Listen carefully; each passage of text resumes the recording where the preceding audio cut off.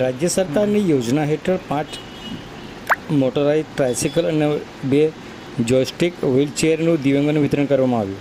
માન્ય મુખ્યમંત્રીશ્રી દ્વારા ગાંધીનગરની રાજ્યવ્યાપી વિતરણનો કાર્યક્રમ કરાવ્યો હતો. ગુજરાત સરકારના સામાજિક ન્યાય અધિકારીતા વિભાગ હસ્તકના નિયામક સમાજ સુરક્ષા પ્રભાગ દ્વારા દિવ્યાંગોના સશક્તિકરણ માટે એક મહત્વપૂર્ણ કદમ ઉઠાવવામાં આવ્યો છે. ચાલુ વર્ષે 2025-26 નવી શરૂ કરાયેલ યોજના અંતર્ગત આજે છોટાઉદેપુર જિલ્લામાં ચિલ્ડ્રન હોમ ફોર બોયઝ ખાતે દિવ્યાંગ લાભાર્થીઓને આધુનિક મોટરાઇઝ ટ્રાયસિકલ અને જોયસ્ટિક વ્હીલચેરનું વિતરણ કરવામાં આવ્યું હતું. માનનીય મુખ્યમંત્રીશ્રી દ્વારા આજે ગાંધીનગર ખાતે સમગ્ર રાજ્યમાં આ યોજનાનો શુભારંભ કરવામાં આવ્યો હતો. જેના ભાગરૂપે છોટાઉદેપુર જિલ્લામાં જિલ્લા કક્ષામાં આયોજિત કાર્યક્રમમાં જિલ્લાના દિવ્યાંગોને સાધન સહાય પૂરી પાડવામાં આવી હતી.